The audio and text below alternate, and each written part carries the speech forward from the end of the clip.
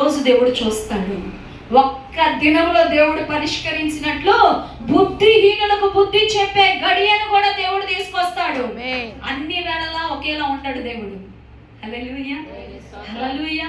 అందుకని బుద్ధి దేవుడు చెప్పే లోపలే మనం ఏం తీసుకుందాము, ఏం తెచ్చుకుందాము, బుద్ధి కలిగి ఉందాం. హల్లెలూయా.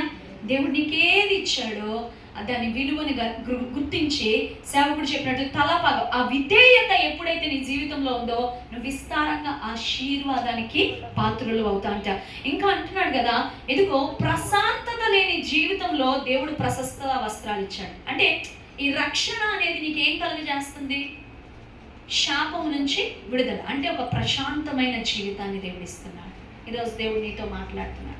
నీకు ఇవ్వబడిన ఏదైనా దాని విలువను ఏం చెయ్యొద్దు.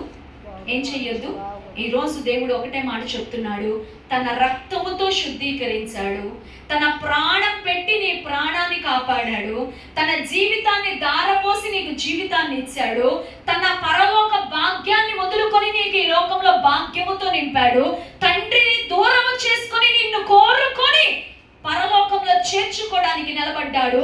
కనుక దేవుని ప్రేమని కానీ, దేవుని హృదయాన్ని కానీ, దేవుని యొక్క వాక్యాన్ని కానీ, దేవుని యొక్క సేవా పరిచర్యను కానీ, దేవుడు నీకు ఇచ్చిన కుటుంబ జీవితాన్ని కానీ ఎన్నడే కానీ తృణీకరించదు. అది మనకు మంచిది ఘనముగా ఎంచు. ఎలా ఎంచు? నీ జీవితాన్ని శపించుకో మాకు, నీ జీవితాన్ని ముగించడానికి ఆలోచించు మాకు. ఆ జీవితం దేవుడిచ్చిన ప్రశస్త రత్నం వంటిది. హల్లెలూయా. ఈ రోజు నువ్వు గడిపే ప్రతి ఒక్క రోజు యేసు మరణంలోంచి వచ్చిన జీవం